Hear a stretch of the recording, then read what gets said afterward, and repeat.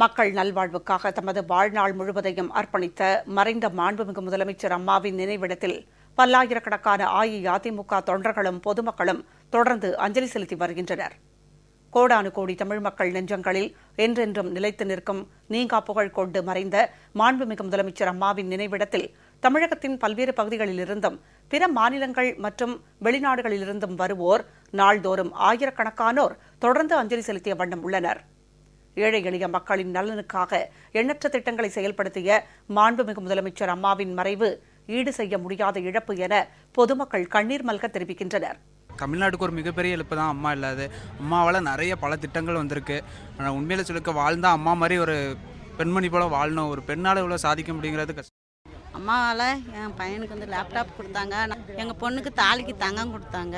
அது மாதிரி ஒரு பெண்மணியை நானும் பார்த்ததில்ல. இந்த தமிழ்நாட்டுக்கே ஒரு பொக்கிஷமாக அவங்க இருந்தாங்க. புரட்சி தலைவி அம்மா எங்களுக்கு ரொம்ப பிடிக்கும். தாலிக்கு தங்கம் கொடுத்தவங்க, மக்களுக்காக கஷ்டப்பட்டவங்க, மக்களுக்காக அம்மா, அம்மாவுக்காக மக்கள் என்று வாழ்ந்தவங்க. அம்மா எங்களுக்கு செஞ்ச உதவியினால ரொம்ப நல்லா இருக்கிறோம், சந்தோஷமா இருக்கிறோம். தமிழக முதலமைச்சர் அம்மா கருவறை முதல் கல்லறை வரை என்று திட்டம் போட்டாங்க. இந்தியாவில் எந்த மாநிலத்திலும் செய்யாத அனைத்து திட்டங்களையும் தமிழ்நாட்டில் செய்து கொடுத்தார்கள். தமிழ்நாட்டில் அம்மா என்ன செய்தார்களோ அதை பார்த்து தான் அடுத்த மாநிலத்தில் செய்தார்கள். மறைந்த மாண்புமிகு முதலமைச்சர் அம்மாவின் நினைவிடத்திற்கு அஞ்சலி செலுத்த வரும் அஇஅதிமுக தொண்டர்கள் மற்றும் பொதுமக்களுக்கு